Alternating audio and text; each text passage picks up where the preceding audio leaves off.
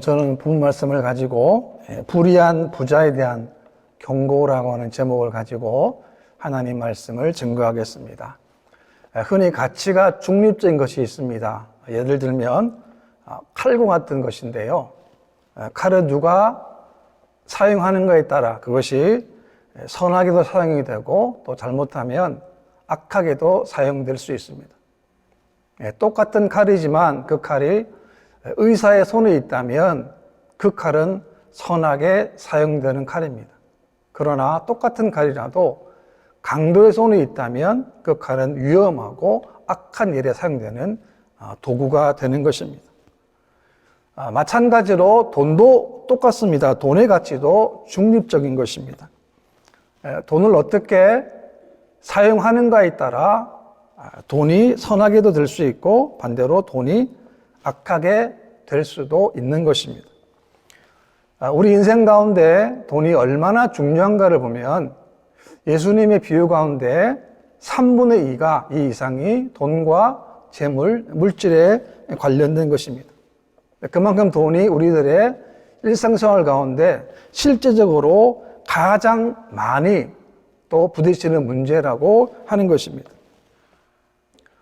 이 세상에 일어나는 수많은 일들을 가만히 보십시오.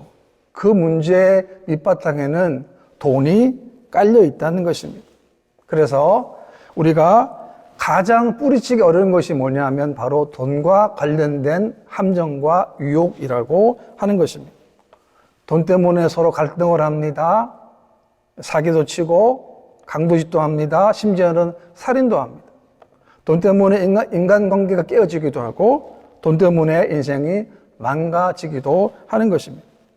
심지어는 돈 때문에 목숨을 끊는 경우도 있습니다. 그래서 이 물질의 문제, 돈의 문제는 단순하게 돈의 문제, 즉 물질의 문제만이 아닌 것입니다. 오늘 본문에 보게 되면 본문에서는 불의한 부자에 대한 경고가 나오는데요. 모든 인간은 다 부자가 되고 싶은 욕망을 가지고 있습니다. 문제는 뭐냐면 돈을 어떻게 버느냐이고 어떻게 모으느냐이고 어떻게 사용하느냐이고 그리고 돈을 어떻게 관리하느냐라고 하는 것입니다. 부에 대한 태도가 우리의 신앙의 경건의 수준을 결정하는 아주 중요한 기준이 되는 것입니다.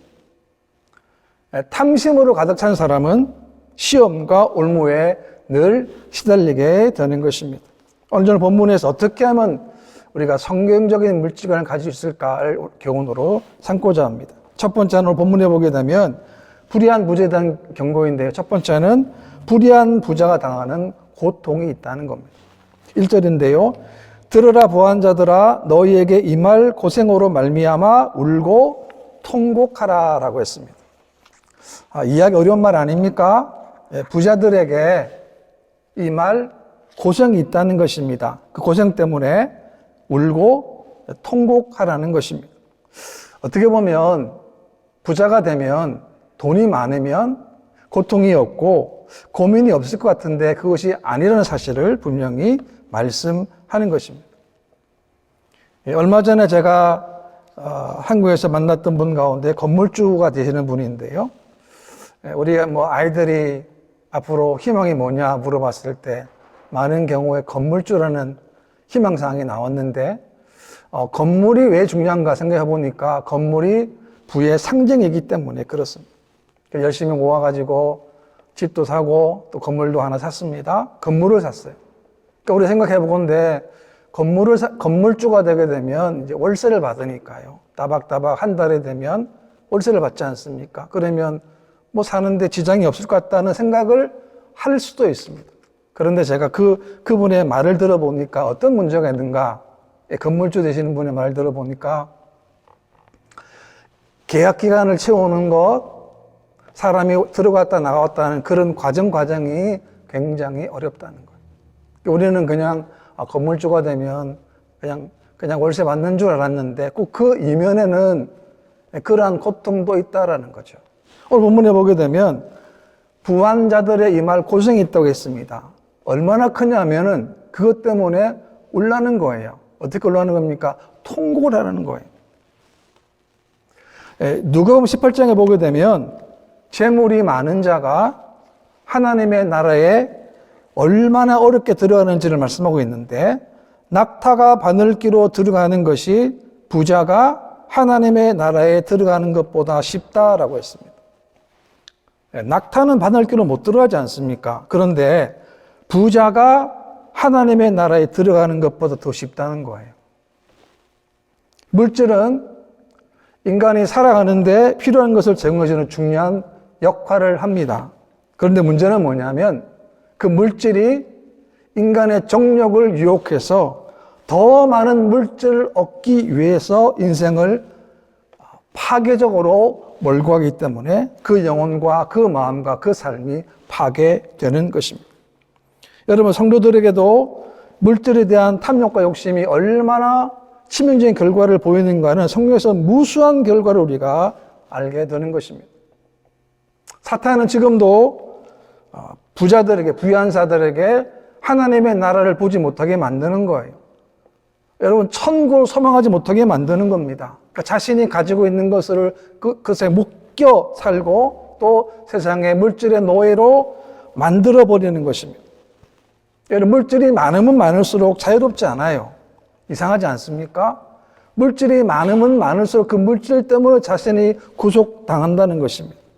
그래서 물질이 많기 때문에 하나님이 그렇게 필요하지가 않은 것입니다. 그래서 울고 통곡하라고 한 것입니다. 2절 말씀에도 보게 되면 너희 재물은 썩었고 너희 옷은 좀 먹었으며 라고 했습니다. 여러분, 아무리 많은 재물이 있어도 썩으면 소용이 없습니다. 아무리 옷이 좋고 많아도 좀 먹으면 입을 수가 없는 것과 같은 것입니다. 많은 재물을 모았습니다. 많은 옷을 모았습니다. 근데 그것이 사용할 수가 없게 된다는 것입니다. 만약 자신의 인생의 목적이 돈을 버내만 초점이 맞춰져 있다면 그 인생은 참 불행한 인생일 것입니다. 왜냐하면 돈을 모으는 것에는 결코 만족할 수가 없기 때문입니다. 여러분, 돈이 많은 것과 행복과는 아무런 관련이 없습니다. 만약에 많은 재물이 행복이 있다면 돈이 많은 부자들은 모두가 다 행복한 인생을 살아야 될 것입니다. 그런데 현실은 전혀 그렇지 않습니다. 그러니까 같은 핏줄이고 같은 형제이고 같은 남매이고 같은 자매이지만 돈 때문에 서로 원수가 되는 경우들이 많이 있다는 것입니다. 왜 이런 일이 벌어지게 됩니까? 그 이유는 인생의 우선순위가 잘못 정립되었기 때문입니다. 이사야 55장에 보게 되면 헛된 인생을 이렇게 설명하는데요. 너희가 어찌하여 양식이 아닌 것을 위하여 은을 달아주며 배부르게 하지 못할 것을 위하여 수고하느냐라는 거죠. 엄청나게 아무리 노력을 했지만 그것은 배부르지 못할 결과를 초래하게 한 것입니다. 무슨 말이냐면 한마디로 이야기하면 헛된 수고라고 하는 것입니다. 우리가 세상을 따라가거나 세상 소리를 따라가면 결코 행복할 수가 없는 것입니다. 여러분, 세상인 것은 험으로 시작해서 험으로 마치게 되는 겁니다. 왜냐하면 세상은 허상을 쫓기 때문에 그렇습니다. 3절 말씀 보게 되면 너희 금과 은은 녹이 쓸었으니 이 녹이 너희에게 증거가 되며 불같이 너희 살을 먹으리라. 너희가 말세에 재물을 쌓았도다 라고 했습니다. 은과 금이 녹 쓸었다는 이 말은 그들의 마음이 녹이 쓸었다라고 하는 것입니다. 인간들 가운데 자신의 재산을 영원히 쌓아둘 수 있는 사람이 이 땅에 아무도 없는 겁니다. 무슨 말이냐면 죽을 때가 되면 이 모든 것을 다 놓고 떠나간다는 말입니다. 금과 은을 소유했지만 아무리 많이 소유했다 할지라도 그것을 사용하지 못하게 된다는 것입니다. 왜냐하면 녹이 쓸었기 때문에 그렇습니다. 이스라엘 백성들을 보게 되면 하나님은 광야 40년 동안에 만나를 먹이셨어요. 그런데 만나를 먹이셨는데 만나의 조건을 주었습니다. 어떤 조건이냐면 한 사람이 하루 분량만 먹도록 했습니다. 그렇죠? 하루 분량만. 그리고 안식일 전날에는 이틀 분량을 거두어서 안식일을 준비하도록 하셨습니다. 또 하나는 뭐냐면 아침까지 그것을 남겨두지 말라는 겁니다. 하나님 만나를 주시긴 주셨는데 요구하신 게 뭐냐면 욕심 부리지 말라는 거예요. 왜? 내일 또 나오니까, 하나님 내일 또 만나를 주시는 거니까 너무 욕심 부리지 말라는 거예요. 그런 성경에 보게 되면 이스라엘 백성들 가운데 그 말씀을 어기고 더러는 아침같이 두었는데 어떻게 됐습니까? 벌레가 생기고 냄새가 난 거예요. 하나님이 그들에게만 광야에서 만나를 주셨는데 그 중에 사람들은 뭡니까? 녹이 슬었다는 거예요. 왜? 하나님의 선물임에도 불구하고 그들은 하나님의 말씀을 하지 못해서 녹슬었기 때문에 먹지를 못하게 된 것입니다. 우리 생각해 보면 하나님이 왜 우리들에게 이런 놀라운 은혜와 축복을 주십니까? 왜 주셨습니까? 그것은 우리가 하나님을 위하여, 하나님의 나라를 위하여 사용하도록 하기 위해서 물질과 재물을 주신 것입니다. 만약 재물을 주셨는데 그것이 불을 쌓아놓기 위한 수단으로만 사용한다면 그 금과 은은 결국에는 사용할 수가 없게 되는 것입니다. 그 성경에서도 불같이 너희 살을 먹으리라 라고 했습니다. 누가복음 16장에 보게 되면 거지 나사로와 함께한 사람이 있는데 이름은 안 나오는 한 부자가 있습니다. 이 부자는 성경에 보게 되면 날마다 호화롭게 즐기는 사람이었어요. 그러니까 이 사람은 모두가 부러워할 수 있는 인생을 살았습니다. 그런데 이 사람은 그 호화로움에 있는데 이 사람은 자신의 영혼을 돌아보는 시간을 갖지 못한 사람이에요. 그래서 사실은 가장 불행한 사람이었습니다. 여러분, 매일 파티를 열었습니다. 매일 마시고 매일 즐기고 매일 취했습니다. 여러분 행복했겠습니까? 그게? 매일 즐기는 것이 행복했겠습니까? 행복할 수가 없죠.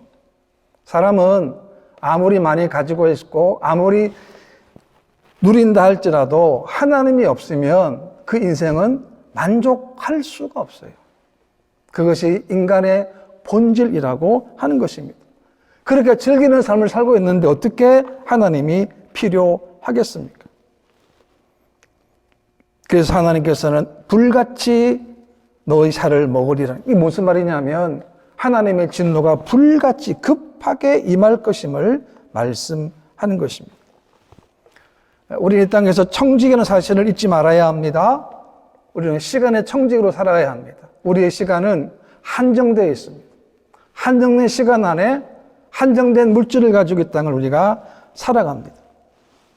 우리의 시간과 물질을 어떻게 사용하는가, 관리하는가가 그 통해서 금으로 빛날 수 있지만 반대로 그 금이 녹슬어서 아무런 소용이 없게도 될 수가 있는 것입니다. 하나님 왜 물질을 주셨습니까? 그 물질을 쌓아두도록 하기 위함이 아닙니다. 그것은 하나님의 나라와 하나님을 위해서 사용하고 선용하도록 하기 위해서 우리들에게 물질의 복을 허락해 주신 것입니다. 대부분의 사람들은 얼마나 모았느냐, 얼마나 가지고 있느냐 관심을 가지고 있습니다. 근데 하나님은 그게 아니라 물론 모으는 방법도 중요하지만 더 중요한 것은 어떻게 사용했는가라고 하는 것입니다. 비록 정당에 모은 물질이라 할지라도 그것을 남을 위해 쓸 의무가 있다라고 하는 것입니다. 왜? 우리는 하나님의 자녀이고 구원받은 하나님의 백성이기 때문에 그렇습니다.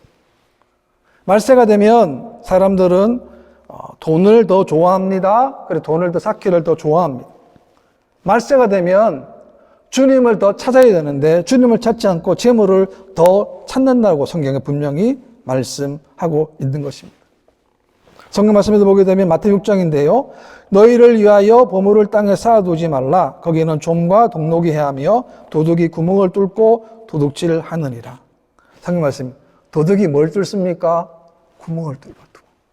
이 멋있잖아요. 도둑이 어떻게 들어옵니까? 창문을 뚫습니다. 문을 뚫어요. 자동차 문을 뚫습니다. 창문을 깨고 훔쳐가지 않습니까? 그런데 오직 너희를 위하여 보물을 하늘에 쌓아두라. 거기는 좀이나 동록이 해하지 못하며 도둑이 구멍을 뚫지도 못하고 도둑질도 못하느니라 라고 했습니다. 우리 이 땅 살아갈 동안에 정말 중요한 것 뭡니까? 하나님의 나라와 하나님의 의라고 하는 것입니다. 만약 우리가 예수를 믿으면서도 여전히 세상에만 관심을 가지고 있다면 그 신앙은 참된 신앙이 될 수 없다는 것이죠. 왜요? 세상 것은 곧 사라질 수밖에 없기 때문에 그렇습니다. 성경은 분명히 말씀합니다. 경고합니다. 우리들에게 두 주인은 없다는 겁니다. 하나님과 재물을 겸하여 섬길 수 없다고 분명히 말씀하는 것입니다. 왜 재물이 주인된 문제가 됩니까? 그것은 돈을 모으기에 정신을 빼앗겨버리게 되면 결국에는 하나님과도 멀어지게 되고 인생의 눈도 어두워지게 되고 신앙도 약화될 수밖에 없기 때문에 그렇습니다. 그렇기 때문에 우리가 주일 예배를 드립니다. 새벽에 말씀을 듣습니다. 왜 들어야 합니까? 왜 예배를 드려야 합니까? 내 삶을 하나님께 보이기 위한 거예요. 우리는 다 지난 한 주간 동안 168시간을 살아왔습니다. 어떻게 살아왔는가를 하나님께 결산받는 시간이에요. 내 시간을 어떻게 보냈는가, 내 물질을 어떻게 사용했는가 하나님께 결산받는 시간이 예배고 말씀이기 때문에 그렇습니다. 그 다음에 두 번째는 불의한 부자는 불의한 방법으로 재물을 모았습니다. 그러니까 우리는 불의한 방법으로 재물을 모아서는 안 된다는 것입니다. 4절 말씀인데요. 보라 너희 밭에서 추수한 품꾼에게 주지 아니한 싹시 소리 지르며 그 추수한 자의 우는 소리가 만군의 주의 귀에 들렸느니라 라고 했습니다. 불의한 자들이 돈을 모은 방법에 대해서 나와 있는데 무슨 말이냐면 일을 시켜놓고 정당한 임금을 지불하지 않았다는 겁니다. 이것은 중대한 범죄 행위입니다. 일을 시켰으면 당연히 일에 대한 삭스를 주어야 합니다. 그런데도 그 삭스를 주지 아니한 것입니다. 그러니까 이들은 임금을 착취한 것입니다. 그 이유는 그들의 과도한 탐심 때문입니다. 성경 보게 되면 그래서 만군의 주의 귀에 들렸다라고 했어요. 그러니까 삭스를 받지 못한 이 품꾼들의 절규가 공의로우신 하나님의 귀에 들렸다라는 거예요. 디모데 6장에도 말씀 보게 되면 돈을 사랑함이 일만하게 뿌리가 되나니 이것을 탐내는 자들은 미혹을 받아 믿음에서 떠나 많은 근심으로써 자기를 찔렀도다라고 했습니다. 오늘날에도 보게 되면 신앙을 떠나고 믿음을 떠나는 자들을 가만히 보게 되면 바로 이런 마음 때문, 돈을 더 사랑하는 이 마음 때문에 믿음에서 떠나게 되고 결국에는 많은 근심으로 그것이 자기를 찌르게 된다는 것입니다. 아주 오래전에 동남아시아에서 큰 지진이 났습니다. 또 해일이 났습니다. 수십만 명의 인명이 피해를 보았습니다. 수많은 사람들이 가족을 잃어버리고 집을 잃어버리고 일터를 잃어버렸습니다. 그런데 더 경악한 사건은 부모를 잃은 어린 아이들을 조직적으로 인신매매하는 사람들이 있었습니다. 갈 곳이 없고 먹을 것이 없는 어린 아이들을 술집으로 뒷골목으로 노동의 착취 현장으로 팔아버렸다라고 하는 것입니다. 지금 지진 때문에 해일 때문에 전 세계 수많은 사람들이 구호의 손길을 주는 그 한편에 생각할 수도 없는 끔찍한 범죄가 벌어지고 있었던 것입니다. 그러니까 자연의 재해보다 더 악하고 무서운 것이 뭐냐면 이와 같이 인간의 사악하고 이기적인 마음이라고 하는 것입니다. 5절 말씀에도 보게 되면 너희가 땅에서 사치하고 방종하여 사륙의 날에 너희 마음을 살찌게 하였도다라는 거죠. 부정한 방법으로 돈을 모은 사람들의 삶의 행태를 보십시오. 그 돈을 뭘 합니까? 사치하고 방종하고 방탕했다는 것입니다. 그 돈을 가지고 자신의 일신의 쾌락을 위해서 사치하고 방종하는 데 사용했다는 거예요. 한마디로 얘기하면 내가 번 돈 내 마음대로 사용하겠다라는 것입니다. 그래서 살육의 날의 마음을 살찌게 하였도다라고 했습니다. 이 말은 심판의 날에 이 땅의 쾌락과 연락에 빠져서 영적으로 둔감해지고 영적으로 무감각해졌다는 것입니다. 그러니까 우리의 신앙생활은 우리가 물질을 어떻게 사용하는가에 따라서 평가되어지는 것입니다. 우리는 한정된 시간과 한정된 장소, 한정된 물질을 살아갑니다. 그래서 우리는 우리의 신앙을 점검을 받아야 합니다. 여러분, 아담과 노아를 보십시오. 그들의 실패를 보십시오. 아담은 먹는 것 때문에 실패했습니다. 노아는 마시는 것 때문에 실패했습니다. 성경에 보게 되면 향락을 좋아하는 자는 살았으나 죽었느니라 라고 말씀하고 있는 것입니다. 6절 말씀에도 보게 되면 너희는 의인을 정죄하고 죽였으나 그는 너희에게 대항하지 아니하였느니라 라고 했습니다. 부자들이 잘못한 점 또 들고 있는데 그들은 의인을 정죄하고 죽였다는 거예요. 그러니까 이 부자들은 뭘 가졌다는 거예요? 힘까지 가졌다는 거예요. 권력까지 다 가졌다는 거예요. 이 불의한 부자들은 자신의 부를 지키기 위해서 선한 사람을 악한 사람으로 몰았다라고 하는 것입니다. 그러니까 불의한 사람들은 이웃과의 관계에서도 실패한 사람들이라는 것입니다. 그래서 우리가 주신 가정이나 물질이나 시간 모든 것들을 우리가 어떻게 하면 하나님이 더 원하시는 삶을 살 수 있도록 드릴 수 있을까를 우리가 늘 생각하며 살아야 하는 것입니다.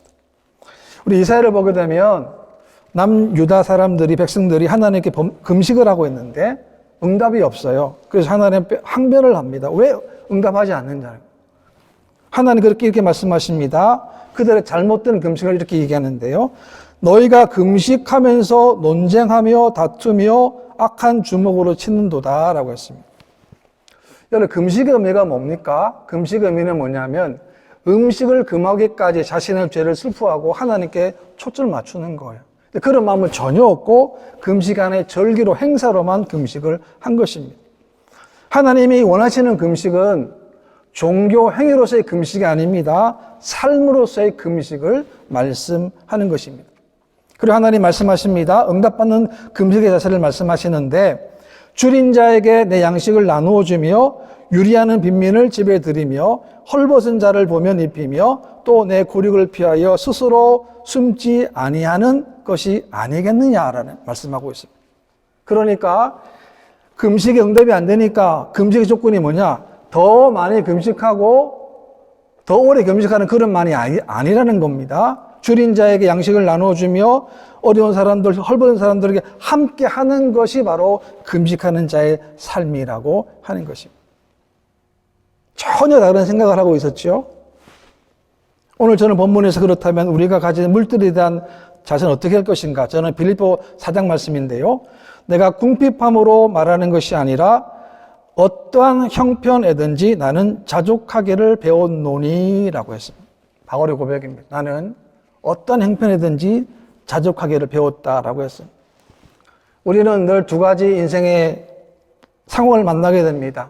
때로는 우리가 비천하고 배고프고 궁핍할 때도 그 상황 가운데 사는 법을 우리가 잘 배워야 합니다. 없으면 없는 대로, 또 부족하면 부족한 대로 기도하며 살면 되는 겁니다. 또 반대로 풍부하고 배부르며 부유하게 될 때도 있습니다. 그때도 그 상황 가운데 우리가 사는 법을 배워야 합니다. 있으면 있은 대로 또 풍족한 대로 우리가 감사하며 살면 되는 겁니다. 제가 한국에 있을 때에 교회 이제 사역을 이제 마치고 교회를 사임하게 될 때인데 전혀 뜻밖에도 담임 목사님께서 저에게 퇴직금을 주셨어요. 한 25년 전인데 그때 당시 저에게 300만 원을 주셨습니다. 제가 풀타임도 아닌데 담임 목사님께서 300만 원이라는 거금을 주셨습니다. 그래서 저는 그 돈을 받고 어떻게 했냐면 첫 번째는 이제 막 개척한 목사님이 계시는데 힘드니까 제가 그 목사님께 일부를 드렸어요. 그리고 그 나머지 돈은 제가 그동안 사고 싶은 책 짬짬이 샀지만 돈이 좀 생겨가지고 아주 책들을 좀 많이 샀습니다. 제가 평소에 보고 싶은 책들도 많이 샀죠. 그 세 번째는 제가 정말 하고 싶었는데 비싸가지고 못한 게 있어요. 그게 뭐냐면 등산화를 사는 거예요. 등산화. 제가 보통 산에 등산할 때 보게 되면 운동화를 신고 왔는데 항상 산 정상에는 바위들이 많이 있으니까요. 이 운동화 신고 산에 마지막 가기에는 늘 좀 불안하고 그랬었어요. 그래서 제가 마침 저희 집 옆에 그 등산화 파는 전문점이 생겨가지고 그것을 하나 구입했습니다. 그래서 그걸 가지고 제가 서울 인근에 있는 산들, 북한산, 도봉산, 수락산, 인왕산, 여러 산들을 그 신발을 신고 제가 갔습니다. 하나님 주실 때가 있다는 거예요. 풍부할 때가 있다는 겁니다. 풍부할 때는 그것을 잘 누리고 잘 사용하는 거예요. 어떻게 해요? 하나님의 나라를 위해서, 하나님을 위해서 사용하는 겁니다. 그것이 하나님을 주신 하나님의 축복이라고 하는 것입니다. 우리 인생도 마찬가지입니다. 우리는 늘 잘 배워야 합니다. 말씀을 통해서, 사람을 통해서, 교회를 통해서 우리는 잘 배워야 합니다. 하나님 우리에게 요구하시는 것은 우리가 물질을 올바르게 잘 사용하는 것입니다. 또 영적으로, 신앙적으로도 잘 사용하는 것입니다. 우리는 물질을 잘 다스릴 줄 알아야 하는 것입니다. 우리 성도님들도 물질의 복을 많이 받으면 얼마나 좋습니까? 왜? 그걸 가지고 하나님의 일을 더 많이 할 수 있기 때문에 그렇습니다. 문제는 뭡니까? 그 마음속에, 우리 마음속에도 언제나 욕심과 탐심이 들어올 수 있다라고 하는 것입니다. 그래서 하나님 이 땅에 살아갈 동안에 우리를 통해서 또 원하시는 것, 또 어려운 사람들, 또 힘든 우리 주위 이웃들에게 우리가 함께 예수님의 사랑을 전할 수 있는 그런 믿음의 삶 되시기를 주님의 이름으로 축원합니다.